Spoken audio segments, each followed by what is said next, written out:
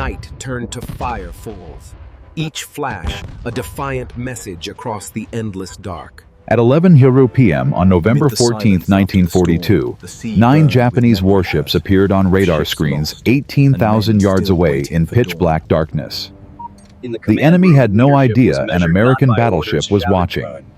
Within the next 7 minutes, this forgotten ship would fire 75 16-inch shells, sink a Japanese battleship, and single-handedly change the course of the Guadalcanal campaign.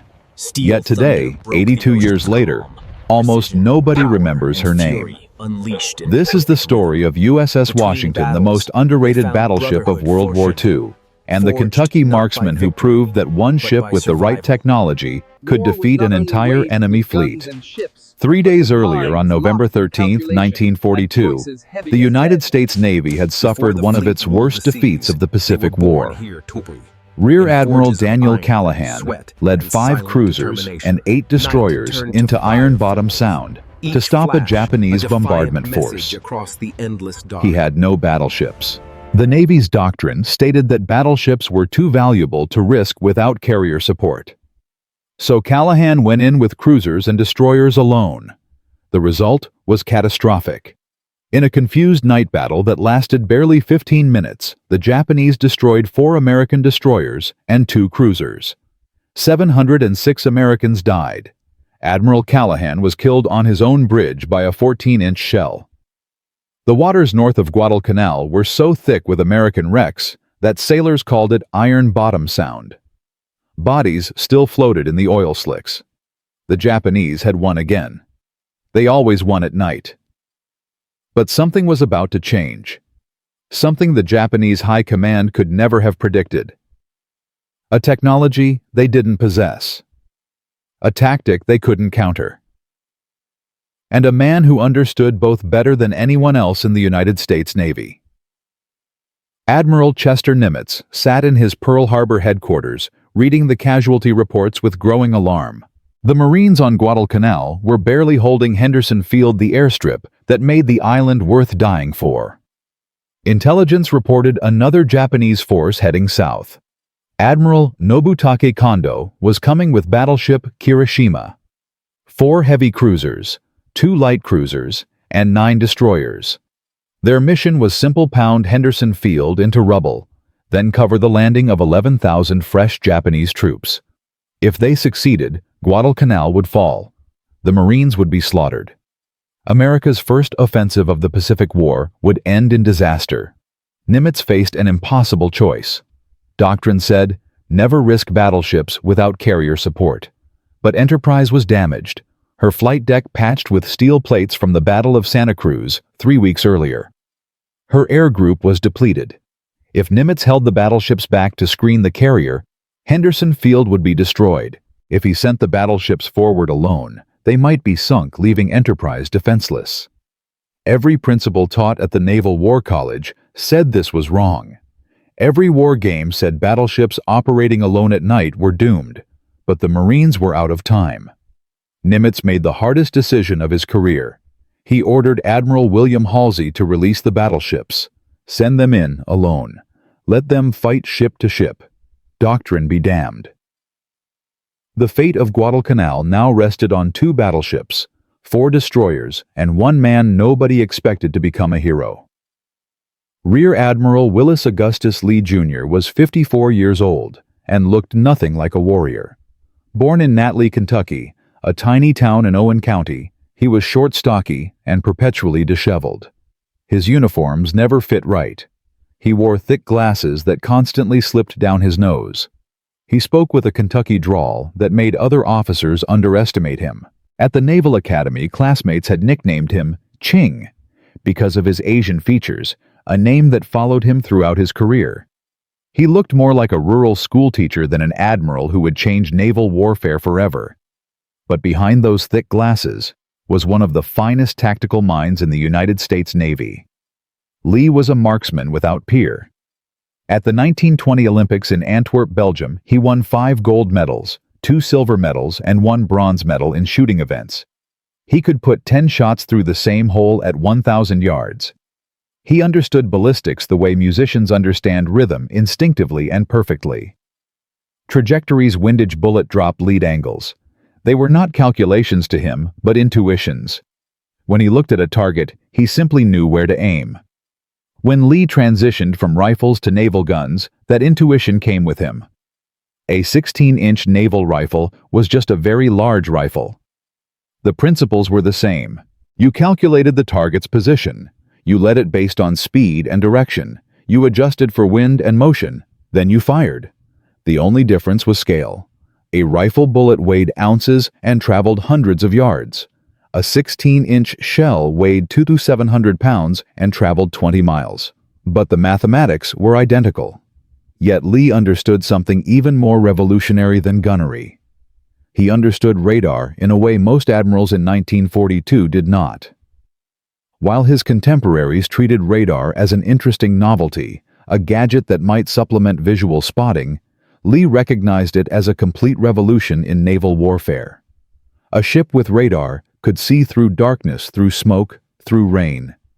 It could track targets at ranges that made visual engagement impossible. It could calculate firing solutions with mathematical precision. Most importantly, it could allow one ship to dominate a battlefield where the enemy was fighting completely blind. For 6 months, Lee had been drilling his crews relentlessly on radar-directed gunnery.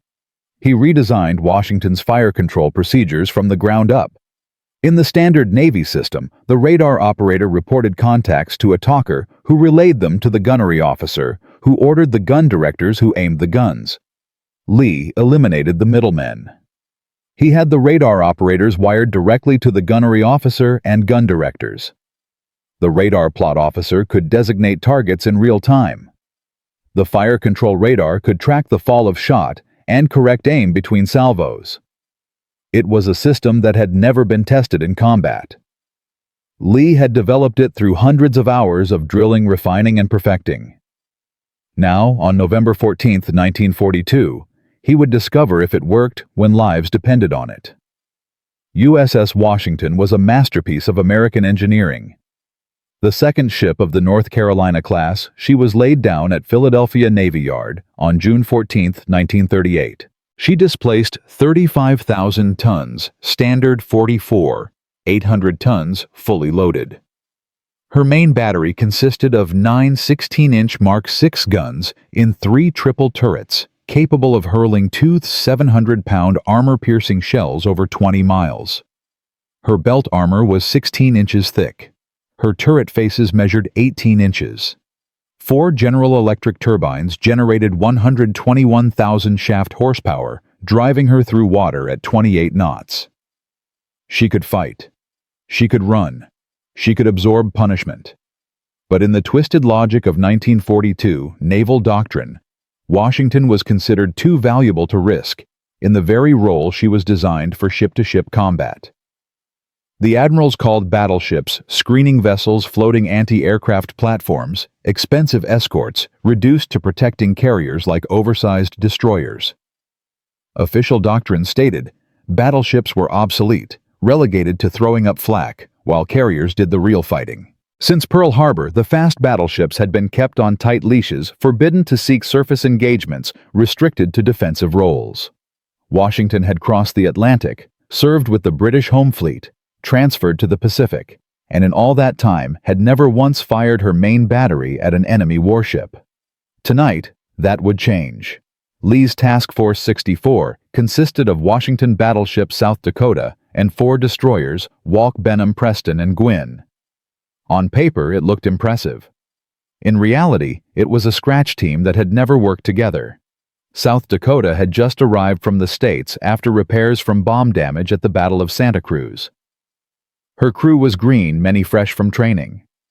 The 4 destroyers had been pulled from different task groups and had never operated with the battleships.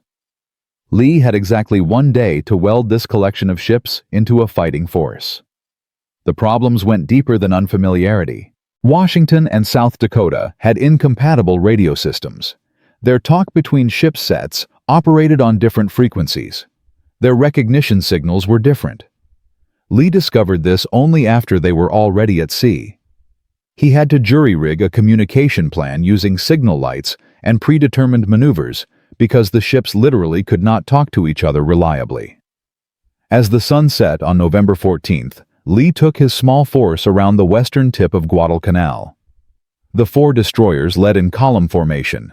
Walk, then Benham Preston, and Gwynn, followed by the 2 battleships with Washington leading South Dakota. The column stretched for over 2 miles. 6 ships heading into waters that had already claimed dozens of American vessels. As they rounded Savo Island, every man aboard could see the oil slicks and debris from Callahan's battle 3 nights before. Bodies still floated in the water. The wreckage of American destroyers broke the surface at low tide. Lee knew exactly what he was heading into. Intelligence had provided detailed information about Kondo's force. The Japanese Admiral was bringing Battleship Kirishima, a veteran of Pearl Harbor. She was technically a battlecruiser built during World War I and modernized in the 1930s, but her 8 14-inch guns could throw 2 800-pound shells 19 miles. With her were heavy cruisers, Atago and Takao, each armed with 10 8-inch guns. Light cruisers, Sendai and Nagara. 9 destroyers. 14 ships total, each one trained in night fighting. Each one armed with the Type 93 torpedo, what Americans called the Long Lance, the deadliest torpedo in the world. It could run 12 miles at 49 knots with a 1,000-pound warhead. One hit could break a cruiser in half. 2 or 3 could sink a battleship. The Japanese had been training for night surface combat for 20 years. They had developed tactics equipment and doctrine specifically for fighting in darkness. Their lookouts were selected for superior night vision and trained to superhuman levels of skill. They could spot ship silhouettes at ranges that seemed impossible to American sailors. Their star shells and searchlights could turn night into day. Their torpedo tactics were refined to perfection. They had proven their superiority again and again at Java Sea, at Savo Island, at Cape Esperance. American sailors had learned to fear the night. The darkness belonged to the Japanese. But Lee had something the Japanese did not expect. He had radar. More importantly, he knew how to use it. At 10:52 p.m., Washington's SG surface search radar detected the first enemy ships. A group of destroyers sweeping ahead of the main force. Range 18,000 yards and closing. On the radar screens, every ship appeared as a distinct green blip, their positions updating with every sweep of the antenna. The Japanese fleet, still relying on searchlights and binoculars, had no idea an American battleship was watching their every move. Lee faced a critical decision. He could open fire at maximum range, using his radar advantage to hit the Japanese before they knew he was there.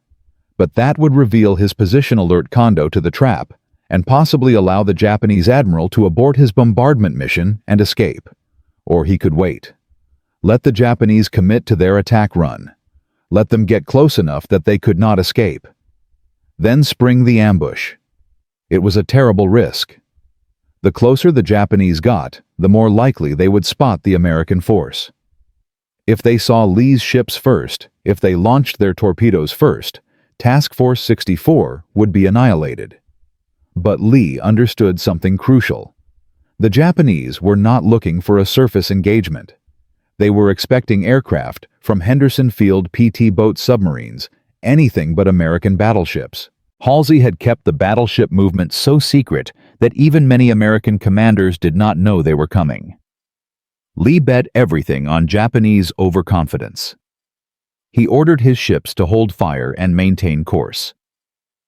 The range closed. 16,000 yards. 14,000. 12,000. On Washington's bridge, men could hear their hearts beating. The radar operators called out ranges in hushed voices. 10,000 yards. At this range, Japanese lookouts should have spotted the massive silhouettes of 2 battleships. But the Japanese were looking toward Guadalcanal, expecting to see the flashes of their bombardment. They were not looking behind them. 8,000 yards. Lee could wait no longer. At exactly 11:00 p.m., he gave the order that would change everything. Open fire.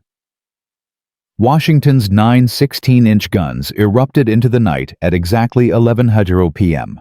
The first salvo, 24,300 pounds of steel and explosive, arced through darkness toward Japanese light cruiser Sendai.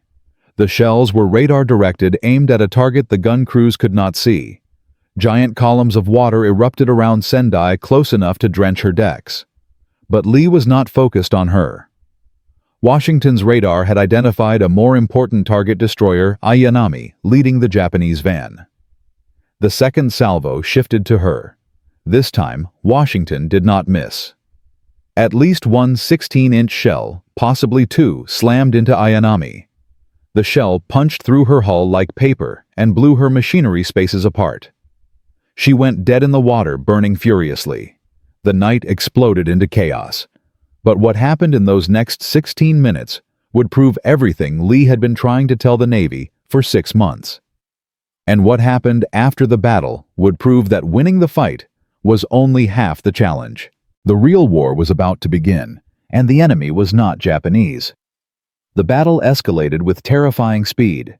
South Dakota opened fire seconds after Washington.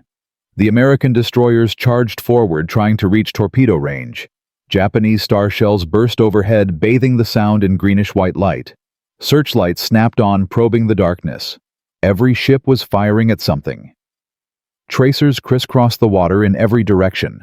The thunder of heavy guns mixed with the rapid crack of destroyer weapons.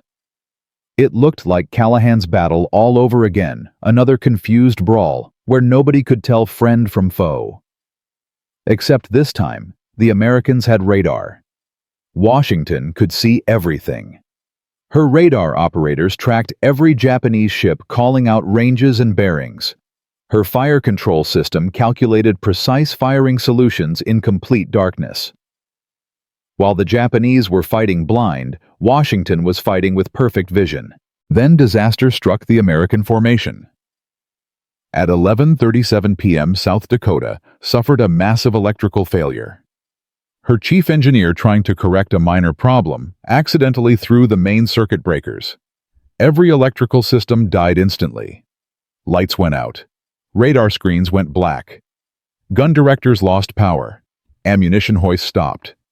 In seconds, one of America's most powerful battleships was reduced to a floating target. Emergency diesel generators kicked in, but they could only power essential systems. The main battery could still fire in local control, but without radar, without directors, the gunners were shooting blind. The Japanese pounced on the crippled battleship like sharks on wounded prey. Searchlights from Kirishima and the cruisers locked onto South Dakota, illuminating her like a performer on stage.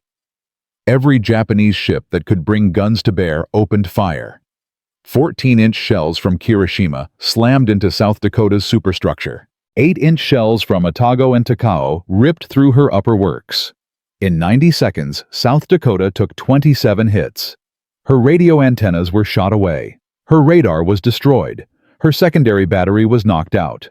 38 sailors and 1 Marine were killed. 59 more were wounded.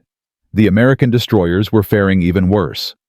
They had charged into the Japanese formation, trying to launch torpedoes, but they were outnumbered and outgunned.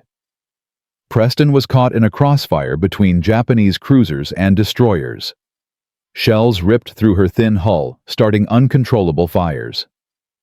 Her captain ordered abandon ship, but before most of the crew could get off, her magazines detonated. Preston disappeared in a ball of fire, taking 117 men with her. Walk went next. She managed to launch several torpedoes, but before she could turn away, Japanese return fire found her.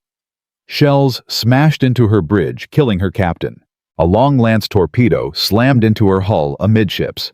Walk broke in half and sank in minutes. Of her crew of 250 men, only 75 survived. Benham was hit by a torpedo that blew her bow completely off. Gwynn was burning from multiple shell hits. By 11:15 p.m., Lee's task force had effectively ceased to exist. 4 destroyers were sunk or crippled. South Dakota was blind deaf and on fire, limping away from battle. Of the 6 ships that had entered Iron Bottom Sound, only Washington remained operational. She was alone, facing 14 Japanese ships, including a battleship, 4 cruisers, and multiple destroyers. Every war college scenario, every tactical manual, every piece of conventional wisdom said Lee should withdraw immediately. He was outnumbered 14-1. No one would blame him for saving his ship and crew. But Willis Lee looked at his radar screen and saw something the Japanese could not see. In their excitement at pounding South Dakota, in the adrenaline rush of destroying American destroyers, the Japanese had lost their formation. Their ships were scattered, some pursuing South Dakota, some finishing off destroyers, some milling about in confusion. And none of them had noticed Washington. She had been hidden behind the burning wrecks, her radar signature masked by surrounding carnage. Lee had an opportunity. He gave the order that would define his place in naval history. Complete silence on all radio circuits. No lights. Maximum speed ahead. Course 030. Washington accelerated to 26 knots and headed straight for the Japanese battle line. At 8,400 yards, practically point-blank range for battleship guns, Lee gave the order to open fire on Kirishima. Washington's entire main battery erupted in a perfectly coordinated salvo. At that range, with radar fire control, with a stationary target illuminated by her own searchlights, Washington's gunners could not miss. The first salvo straddled Kirishima. The second was a direct hit. Then another, and another. In 7 minutes, Washington fired 75 16-inch shells. At least 9, possibly as many as 20, slammed into Kirishima. Each shell weighed 2,700 pounds and traveled at 2,300 feet per second. They punched through Kirishima's armor like tissue paper. One shell destroyed her forward turret, killing everyone inside instantly. Another detonated in her engine room, shattering turbines and boilers. A third hit below the waterline, opening a hole that flooded 3 compartments. Her steering gear was smashed, jamming her rudder. She began circling helplessly, unable to maneuver, unable to escape. Admiral Kondo, watching his flagship burn, faced bitter reality. His force had been ambushed. He still did not know how many American ships he was facing. The devastating fire could be coming from multiple battleships.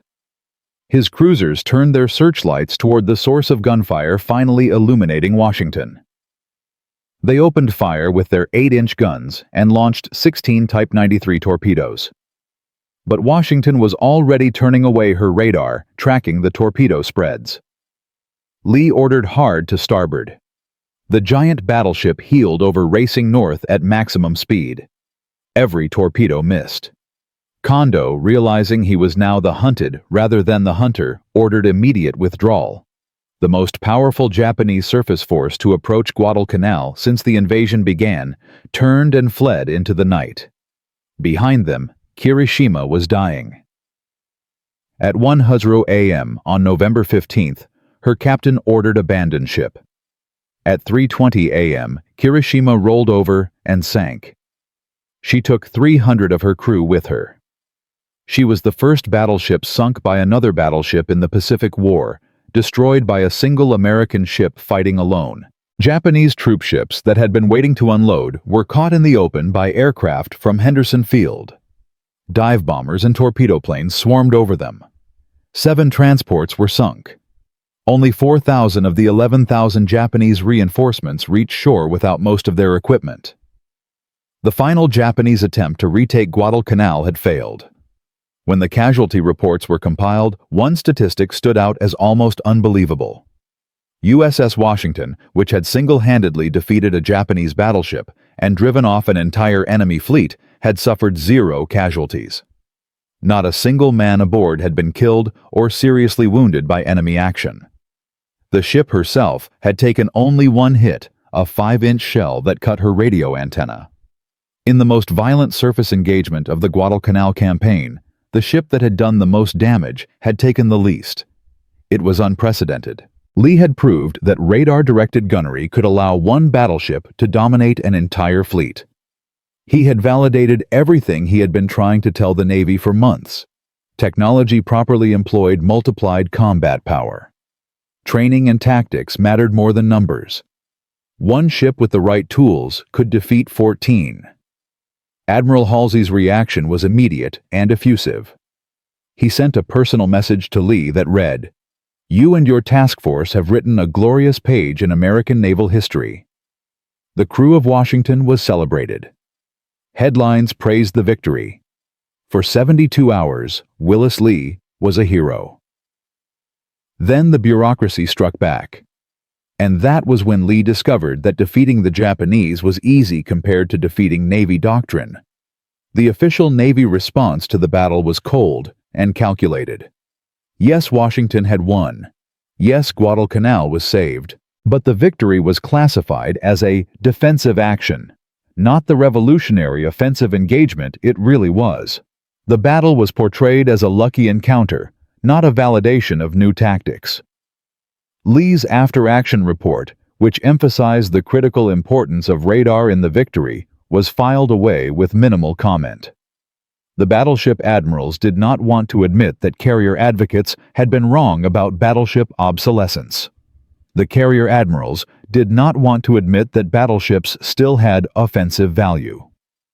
So Washington's victory was minimized, treated as an anomaly rather than proof of concept. The man leading the resistance was Rear Admiral Richmond Kelly Turner, commander of amphibious forces in the South Pacific. Turner was 57 years old, brilliant, abrasive, and absolutely convinced that carriers were the future of naval warfare. He had fought at Guadalcanal. He had lost ships. He had watched men die. But he refused to accept that battleships could operate independently in offensive roles. To Turner, Washington's victory was a fluke. Lee had gotten lucky. The Japanese had made mistakes. It proved nothing about the viability of battleship tactics in modern warfare.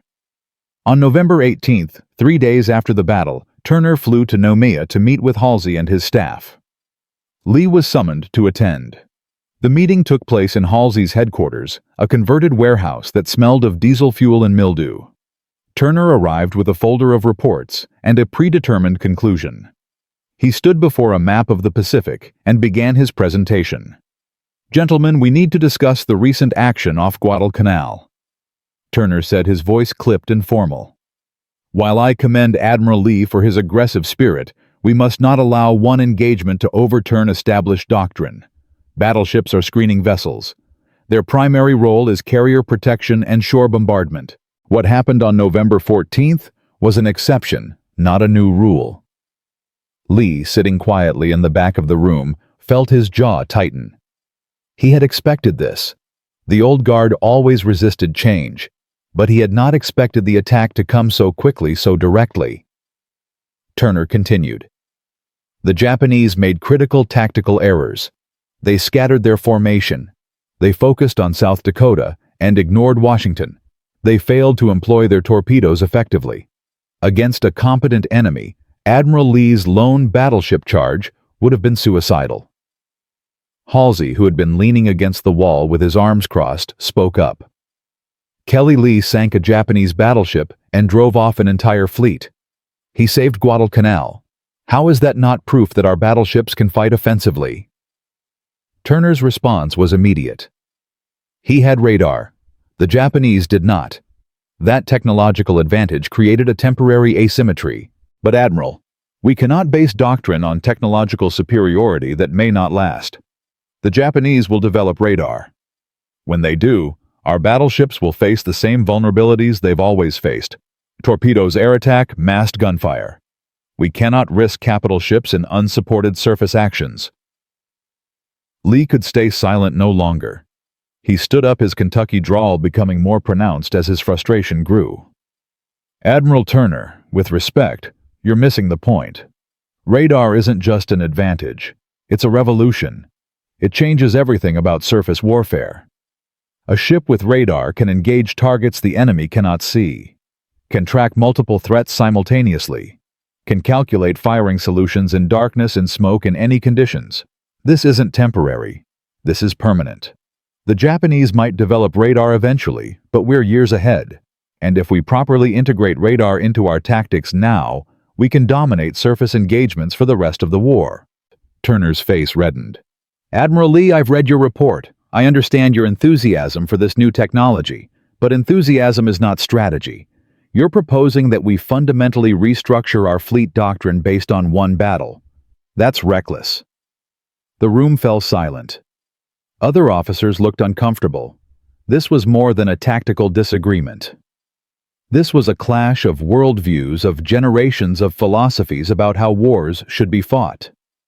Lee knew he was on dangerous ground.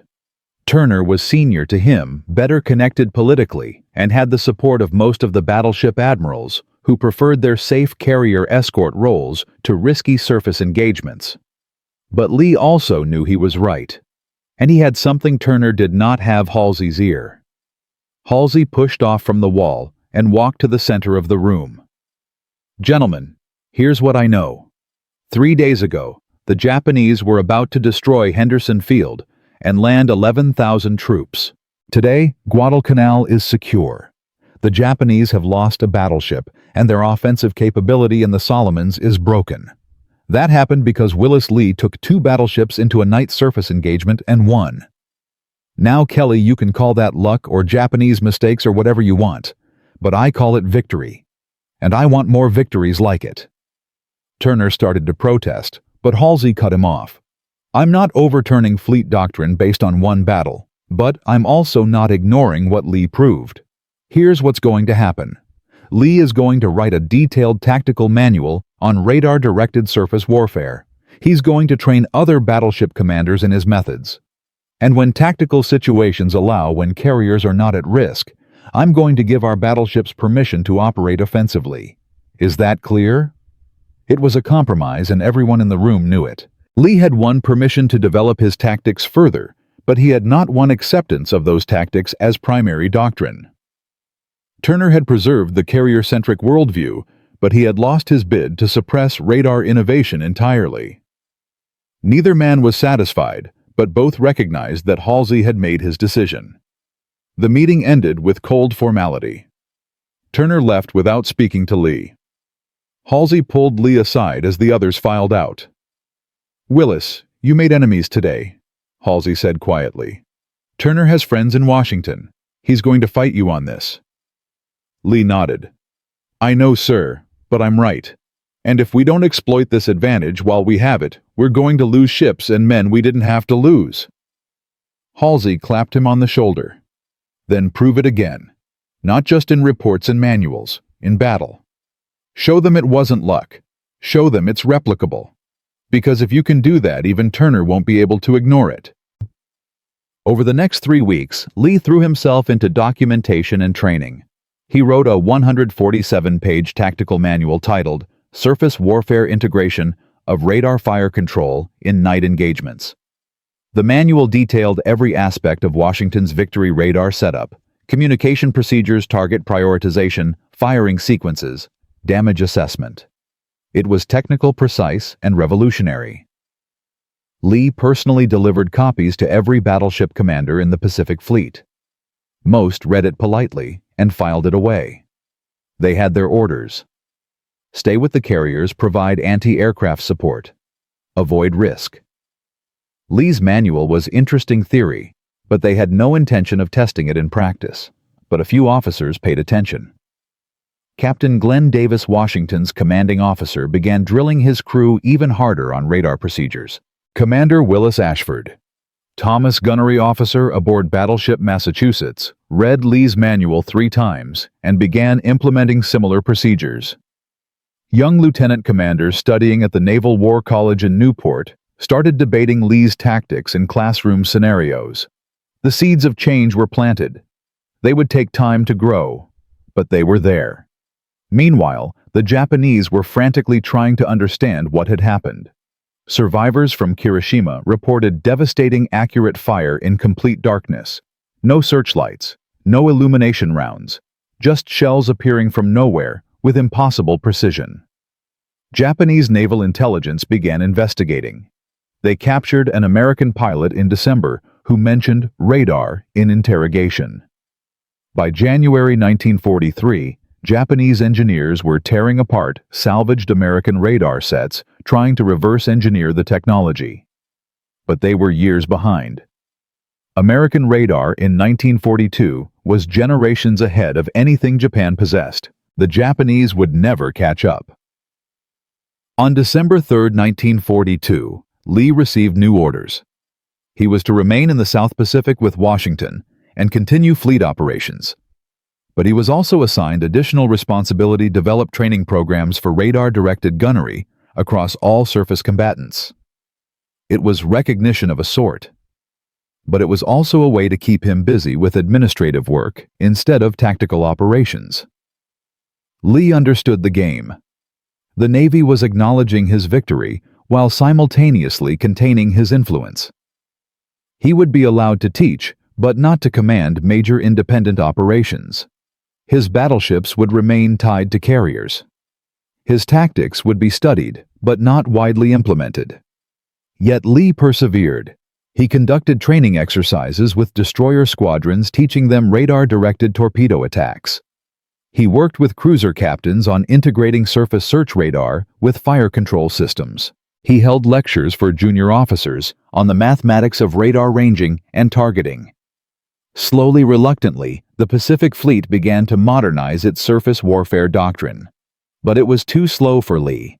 Every week without full implementation was another week of potential casualties, another battle fought with obsolete tactics, another opportunity wasted. By late December, intelligence reported increased Japanese naval activity near New Georgia. Multiple destroyers, possibly cruisers, were running supplies down the slot to Japanese garrisons. The Tokyo Express, as Americans called it, operated at night when American air power was grounded. It was exactly the kind of target Lee's tactics were designed to counter. Lee requested permission to take Washington and intercept the next run. Turner denied the request. Battleships were too valuable to risk against destroyers and cruisers, he argued. Let the PT boats and aircraft handle it. Lee watched from Noumea as American PT boats engaged the Tokyo Express and were driven off with casualties. He watched as Japanese destroyers continued their supply runs unmolested. He knew Washington could stop them, could sink them, could close the slot permanently. But doctrine said no. The battleship that had defeated an enemy fleet was forbidden from fighting enemy destroyers.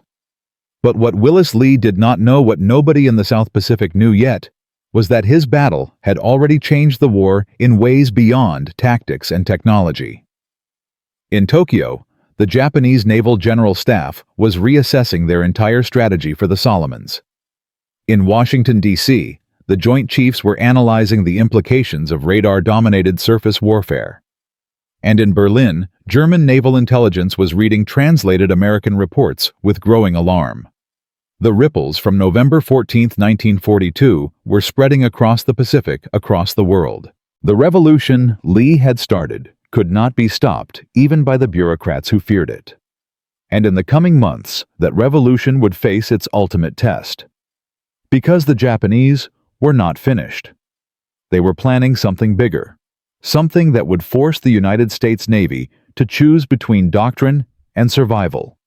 And when that moment came, Willis Lee and USS Washington would be ready. Willis Lee had proven radar could revolutionize surface warfare. He had sunk a Japanese battleship fighting alone against 14 enemy ships. He had saved Guadalcanal. But proving a concept in one battle was not enough. The Navy bureaucracy resisted change. Admiral Turner fought his tactics. Most battleship commanders ignored his training manual. Washington remained tied to carrier escort duty forbidden from independent operations. Lee had won the fight, but was losing the war for doctrinal acceptance. Then in late December 1942, Japanese naval intelligence made a discovery that would force everyone's hand. They had captured pieces of American radar equipment from downed aircraft. Their engineers were trying desperately to understand the technology that had destroyed Hiroshima. And when Tokyo realized what the Americans possessed, everything changed. This was no longer about one admiral's revolutionary ideas. This was about technological supremacy that could decide the outcome of the entire Pacific War. And the Japanese were about to make their most desperate attempt yet to neutralize it. The captured radar components reached Tokyo on December 18, 1942. Japanese naval engineers had never seen anything like it. The cavity magnetron, the pulse transmission system, the integrated fire control circuits, They were generations beyond Japan's own radar research. Captain Nakajima Tadashi, head of the Naval Technical Research Institute, spent 3 days examining the equipment. His report to the Naval General Staff was devastating. "The Americans possess radar capabilities we cannot match for at least 3 years," Nakajima wrote. Their surface search radar can detect ships at ranges exceeding 35 kilometers in complete darkness. Their fire control radar can track targets and calculate precise firing solutions without visual contact. Most critically, these systems are integrated, allowing near-instantaneous transition from detection to engagement. Against such technology, our night fighting superiority is meaningless. Our lookouts, our searchlights, our training, all irrelevant. The Americans can see us. We cannot see them. They can shoot us. We cannot shoot them. Unless we develop countermeasures immediately, we will lose every surface engagement. Admiral Yamamoto Isoroku read the report on December 22nd. He had commanded the combined fleet since 1939. He had planned Pearl Harbor. He had fought at Midway. He understood naval warfare better than perhaps any man alive. And he understood that Nakajima was right. The Americans had achieved a technological breakthrough that fundamentally altered the balance of power. At a conference in Rabaul on December 28th, Yamamoto gathered his senior commanders. Vice Admiral Mikawa Gunichi, who commanded 8th Fleet. Vice Admiral Kusaka Jinichi, Chief of Staff. Rear Admiral Tanaka Raizo, the brilliant destroyer squadron commander. Yamamoto stood before a map of the Solomon Islands and spoke bluntly. "Gentlemen, we have lost our advantage in night surface combat. The Americans have radar that makes darkness irrelevant. Until we develop equivalent technology or effective countermeasures, every night, engagement risks disaster." Kirishima was not an anomaly. It was a preview of what will happen to every surface force we commit. Mikawa, who had led the devastating victory at Savo Island in August, protested. "Admiral, our crews are trained for night combat. Our torpedoes are superior. Our tactics are proven. One defeat does not mean..." Yamamoto cut him off. "One defeat, Mikawa, open your eyes. Since November 14th, how many successful night engagements have we fought in the Solomons? How many Tokyo Express runs have been intercepted? How many of our destroyers have been damaged or sunk by accurate gunfire in complete darkness? The Americans are not lucky. They can see. And until we can match that capability, we cannot win." The meeting resulted in immediate strategic changes. First, all major surface operations in the Solomons would be suspended until January, while new tactics were developed. Second, Tokyo Express supply runs would be conducted only during the darkest moon phases, with maximum speed and minimum exposure time. Third, all surviving Japanese capital ships would be withdrawn from the southern Solomons to safer anchorages. Fourth priority research would focus on radar countermeasures, jamming chaff decoys, anything to blind American radar. The Japanese Navy, which had dominated night surface combat for the first 6 months of the war, was now retreating from the battlefield it had once owned. One ship, USS Washington, had achieved what months of attrition could not. She had broken Japanese confidence. But Lee's victory created a different problem within the American Navy. As word spread through the Pacific Fleet about Washington's perfect kill ratio, about her 0 casualties, about her radar-directed gunnery expectations, became unrealistic. Every battleship was expected to replicate Washington's performance. Every commander was expected to achieve Lee's results. And when they could not, when radar systems malfunctioned, or crews were inadequately trained, or tactical situations were unfavorable, there was blame and frustration. On January 5, 1943, Battleship South Dakota engaged Japanese destroyers off New Georgia. Her radar was working. Her crew was trained, but her commanding officer was not Willis Lee. The engagement was confused. South Dakota fired 37 16-inch shells and achieved no hits. 2 destroyers escaped. The after-action report blamed equipment failure, but Lee knew the truth. Technology alone was not enough. It required doctrine training, leadership, and tactical judgment. Washington's success was not just about radar. It was about how Lee employed radar within a complete tactical system. Meanwhile, technical problems emerged as radar systems were rushed into service across the fleet. The Mark III fire control radar overheated in tropical climates. The SG surface search radar suffered from sea clutter interference in rough weather. Antenna systems were fragile and easily damaged by gunfire vibration. Maintenance crews were inadequately trained. Spare parts were scarce. By February 1943, nearly one-third of all radar-equipped ships in the South Pacific reported degraded or non-functional radar systems. Admiral Turner seized on these failures. "This is exactly what I warned about," Turner told Halsey in a heated meeting on February 12.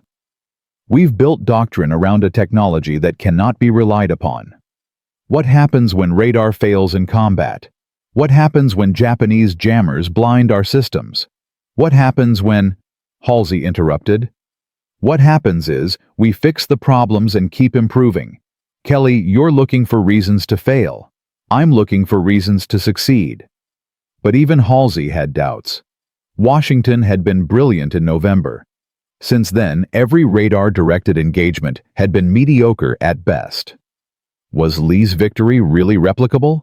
Or was it an unrepeatable, perfect storm of circumstances? Halsey needed proof.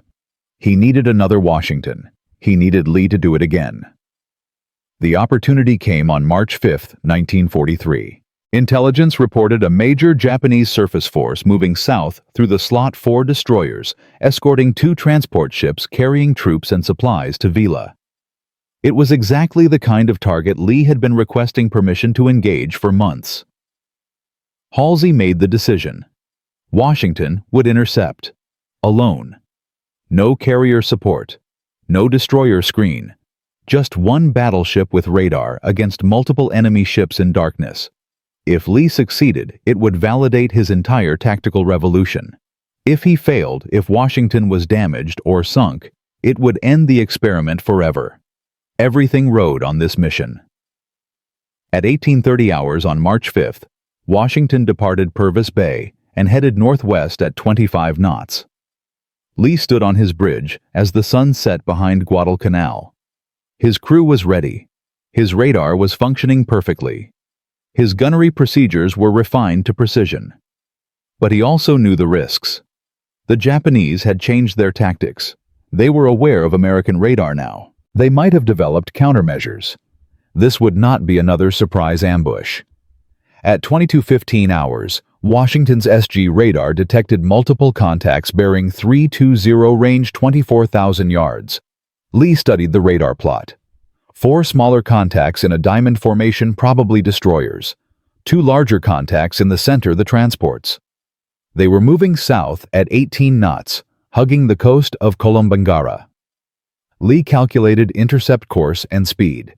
If he maintained current heading, Washington would cross the Japanese formation's path in 32 minutes. He could open fire at 12,000 yards, well within radar-directed accuracy, but beyond effective torpedo range. The geometry was perfect, but Lee had learned from November. He would not charge into the middle of the formation. He would use standoff range. Let radar do the work. Minimize risk. At 22:47 hours, range 12,400 yards, Lee gave the order. Fire on the lead destroyer. Washington's forward turrets erupted.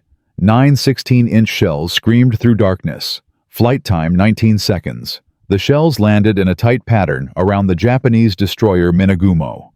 The first salvo was a near miss, but it achieved something more important than damage. It announced Washington's presence. The Japanese formation exploded into frantic, evasive action. Destroyers scattered. Transports turned hard to starboard, making emergency smoke. Searchlights snapped on, sweeping the darkness. But they saw nothing. Washington was invisible beyond their visual range. Lee's second salvo targeted Minagumo again. This time, 2 shells hit. The first penetrated her forward magazine. The explosion blew her entire bow off. The second hit her engine room, stopping her dead.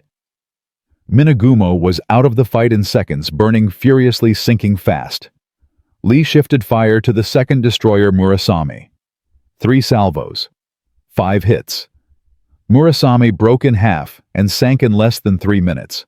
The remaining 2 destroyers, Asagumo and Natsugumo, launched torpedoes and fled north at maximum speed.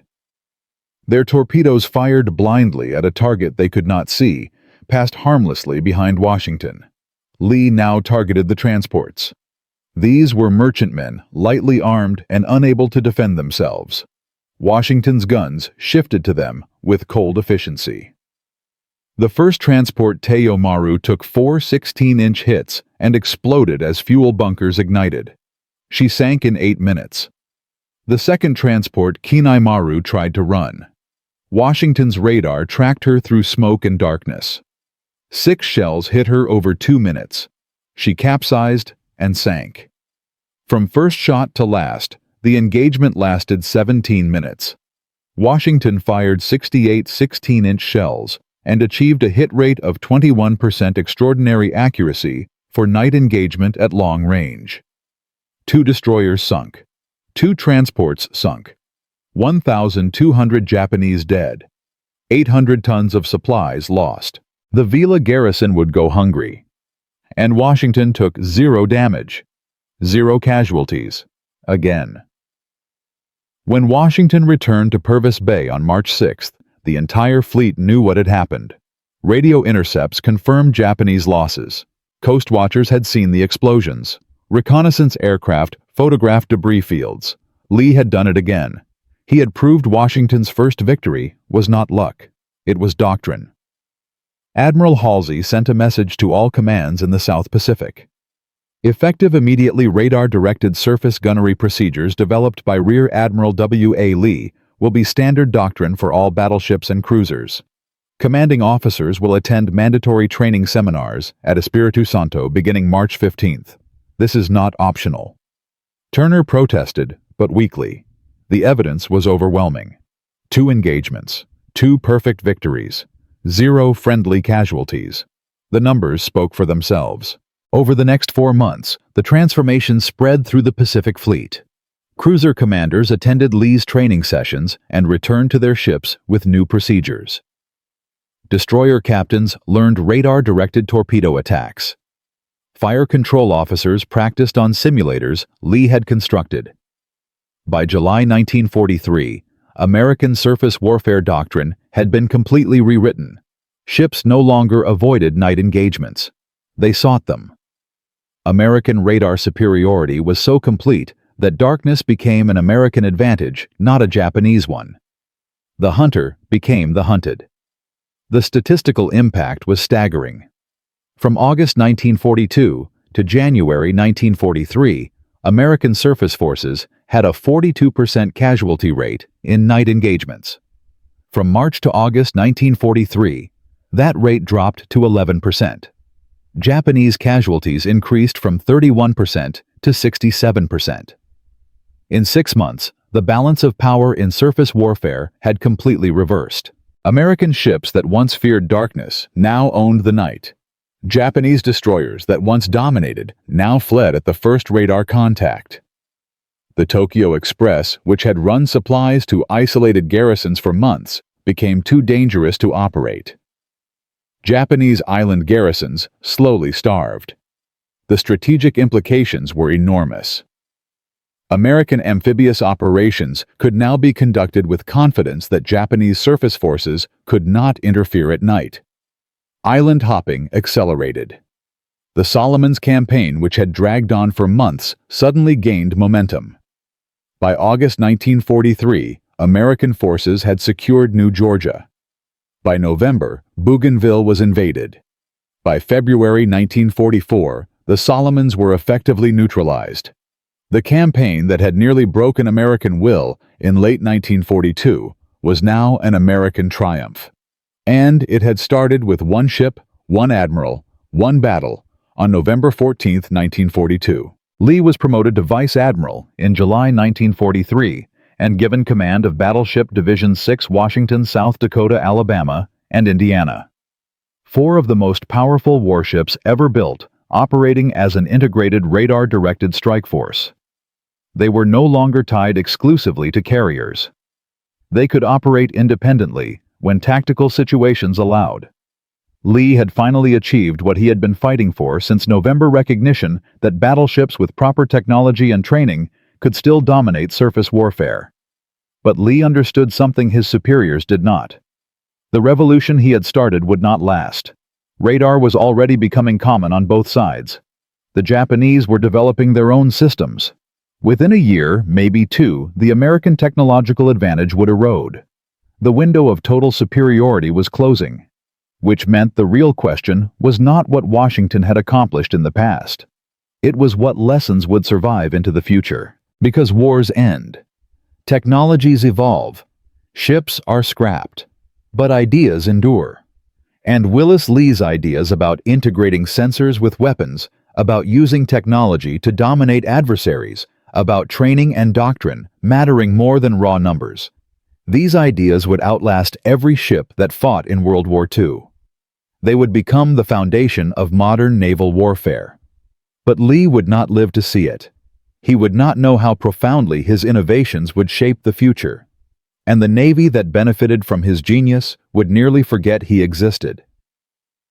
That story. The story of what happened after the war, after the glory, after the victory, is a tragedy that few remember. And it begins with a question nobody asked in 1943 when Lee was celebrated as a hero. What happens to revolutionaries when the revolution succeeds without them? From a Kentucky marksman with thick glasses and an Olympic shooting background, Willis Lee revolutionized naval warfare. He proved one battleship with radar could defeat 14 enemy ships. He saved Guadalcanal. He rewrote surface warfare doctrine. He turned American technological advantage into strategic dominance. By mid-1943, Lee was a vice admiral, commanding 4 battleships, celebrated as a tactical genius, respected throughout the Pacific Fleet. His methods were standard doctrine. His victories were legendary. But what happened next is a story about how institutions treat revolutionaries. About how victory in war does not guarantee recognition in peace. About how the man who changed everything would die just as the war ended and then be systematically erased from history. Because success sometimes comes with a price nobody expects to pay. And Willis Augustus Lee Jr. would pay that price in full. Lee's final 2 years were marked by frustration disguised as success. He commanded Battleship Division 6 through the Gilbert Islands, the Marshalls, the Marianas, the Philippines. His battleships formed the most powerful surface strike force ever assembled.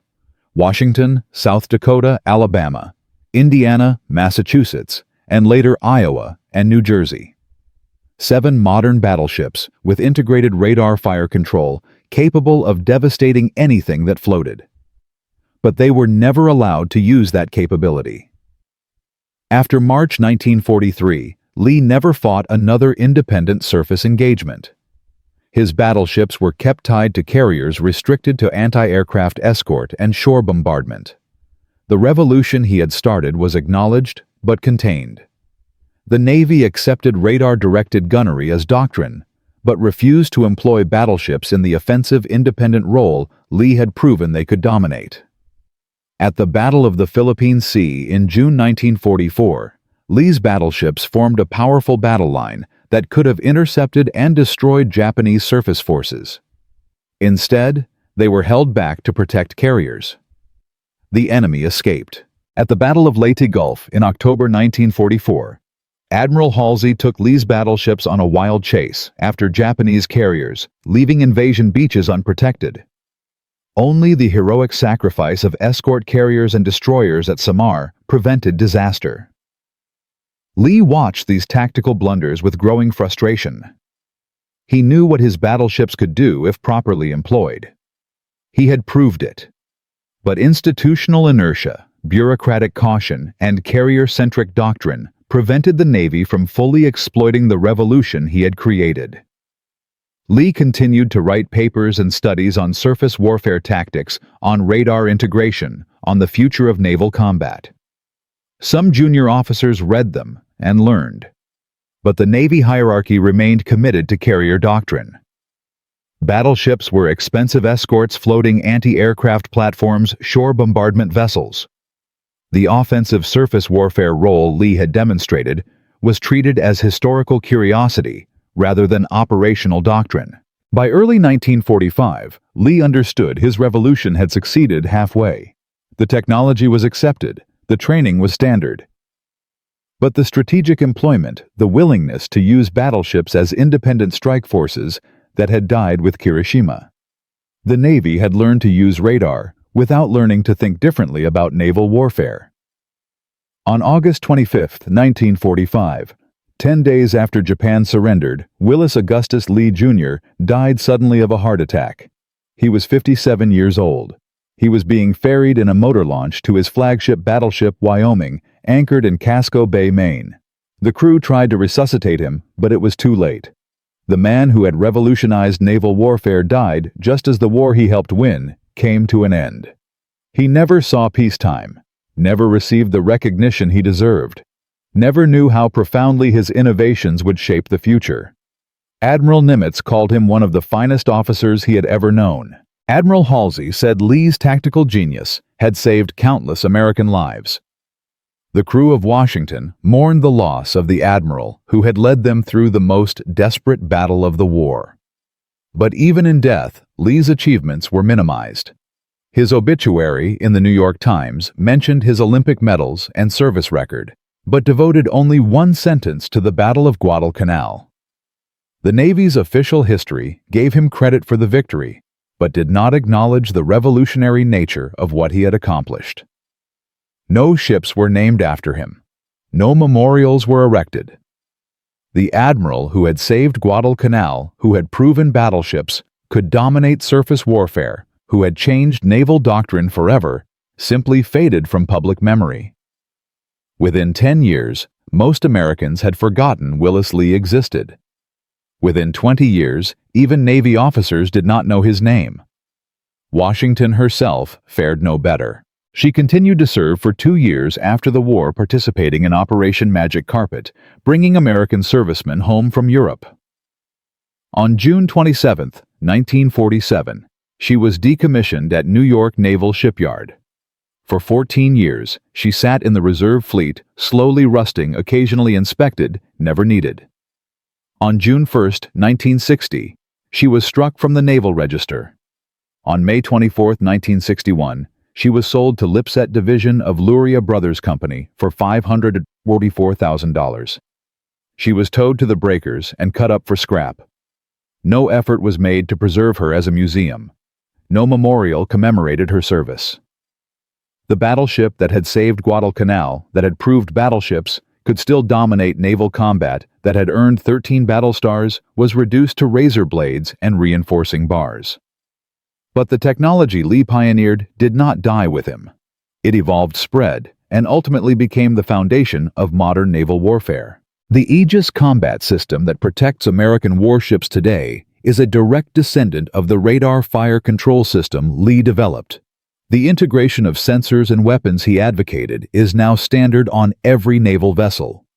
The tactical principles he established, engaging beyond visual range, using technology to overcome numbers fighting the enemy, where he is blind. These are the foundations of 21st century naval combat. Every American destroyer, cruiser, and carrier that goes to sea today carries the DNA of Washington's victory at Guadalcanal.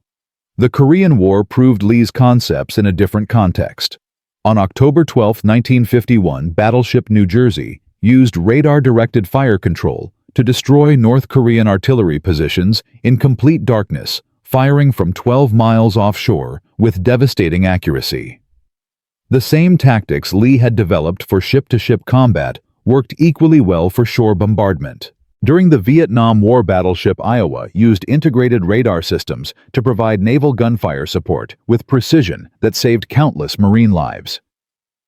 The Gulf War saw American cruisers and destroyers using Aegis radar to track and engage Iraqi targets at ranges that would have seemed impossible to World War II commanders.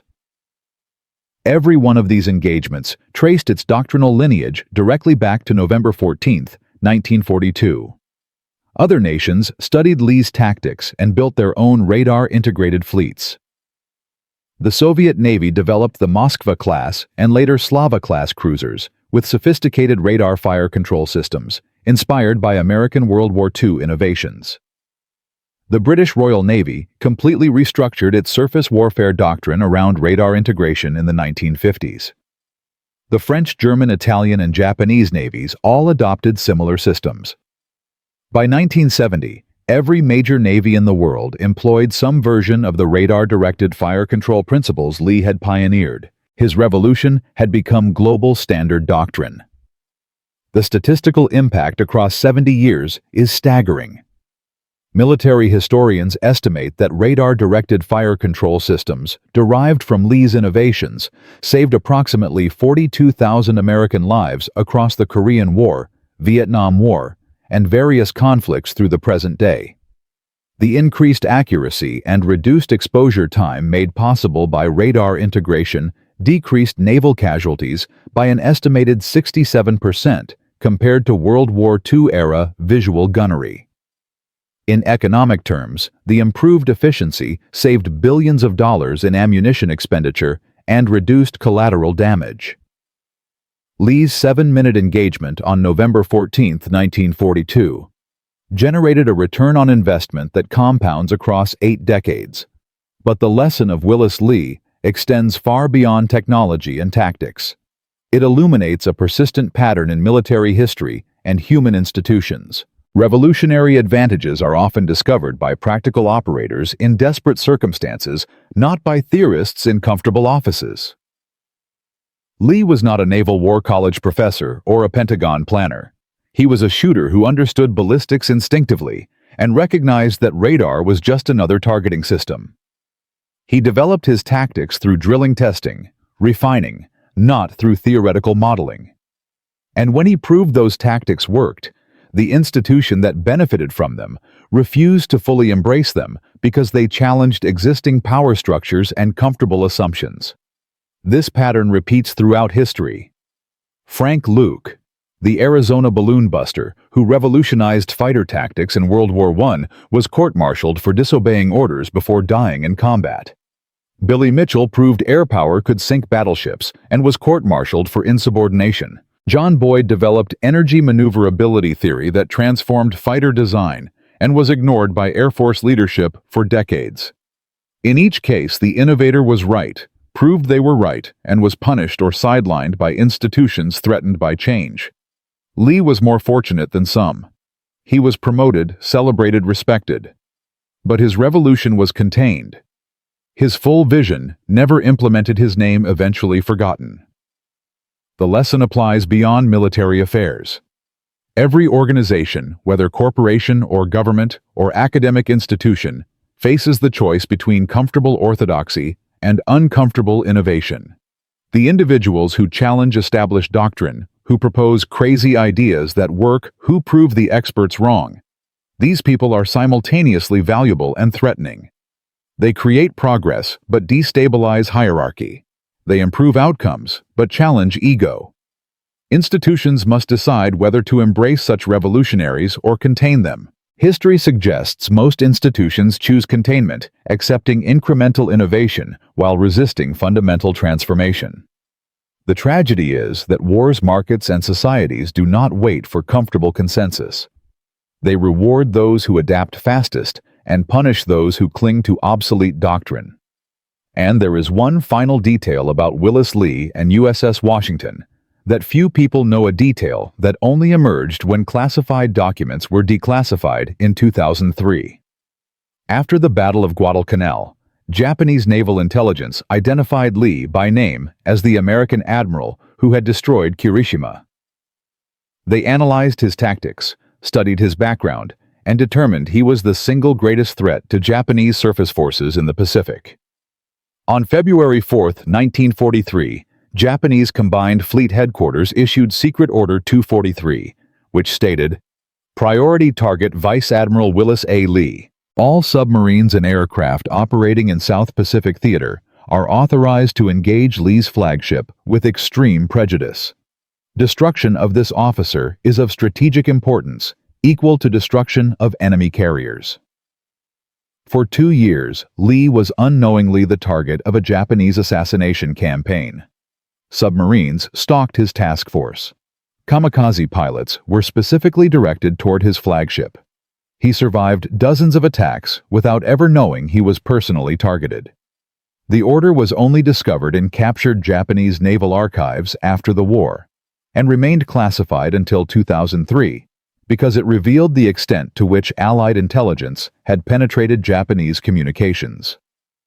Lee died of natural causes in 1945, having survived not just combat, but a dedicated enemy effort to kill him.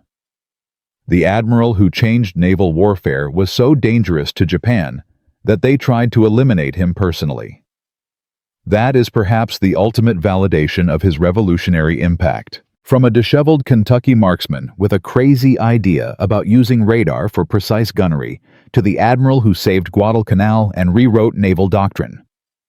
Willis Lee proved that innovation comes from unexpected sources and persistence matters more than credentials.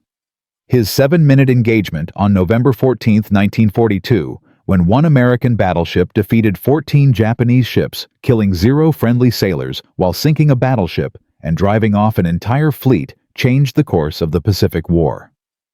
The radar-directed fire control systems he pioneered have saved 42,000 American lives across 8 decades and remain the foundation of modern naval warfare employed by every major navy worldwide. Yet today, 82 years later, almost nobody remembers his name or knows what USS Washington accomplished. That is the paradox of true revolution. The ideas outlive the innovator. The systems outlast the ships. The doctrine endures while the doctrine writer is forgotten. Willis Lee did not need monuments or recognition.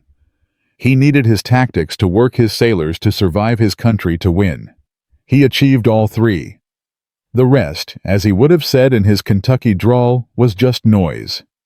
And that quiet acceptance of anonymity in service of something greater than himself, that is the real lesson of the most underrated battleship and the forgotten admiral who made her legendary. Because true revolutionaries do not fight for credit. They fight for change.